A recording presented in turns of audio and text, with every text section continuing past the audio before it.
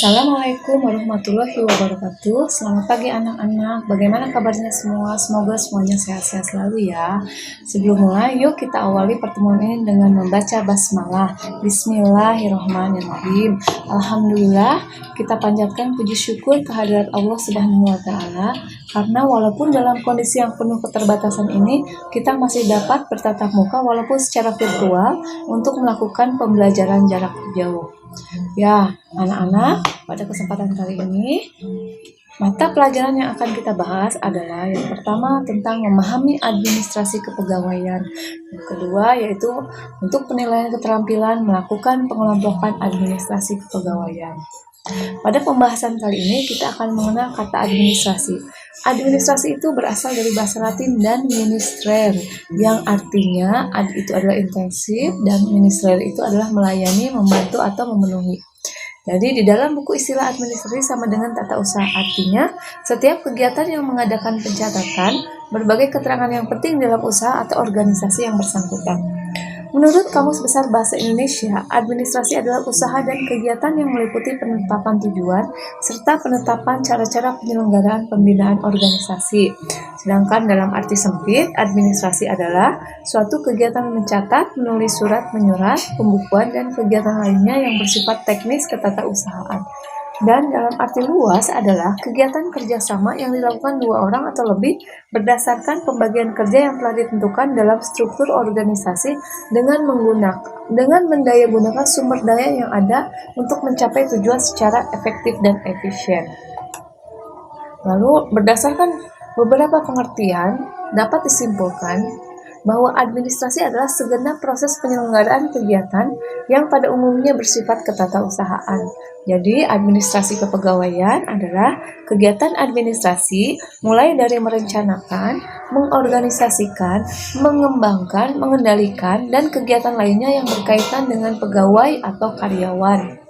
Selanjutnya, ada tujuan administrasi kepegawaian. Yang pertama adalah untuk memperkuat sistem perencanaan dan pengembangan pegawai, serta penarikan pegawai sesuai dengan tingkat kebutuhan yang tersedia.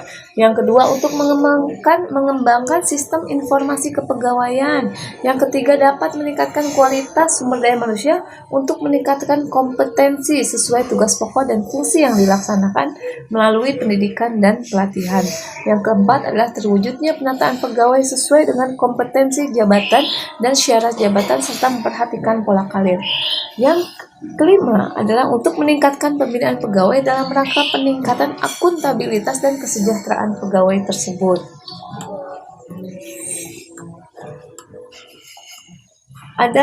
Di dalam administrasi kepegawaian ada dua fungsi utama yang pada umumnya merupakan fungsi pokok dalam sebuah organisasi.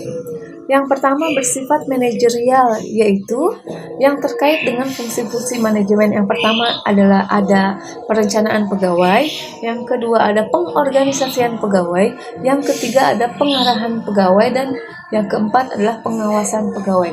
Yang kedua ada fungsi teknis. Fungsi teknis merupakan yang berkaitan dengan kegiatan kepegawaian yang berkaitan dengan fisik yang meliputi pengadaan, pengembangan, kompensasi, pengintegrasian, pemeliharaan, dan pensiun pegawai. Ada lagi tentang asas pembinaan pegawai.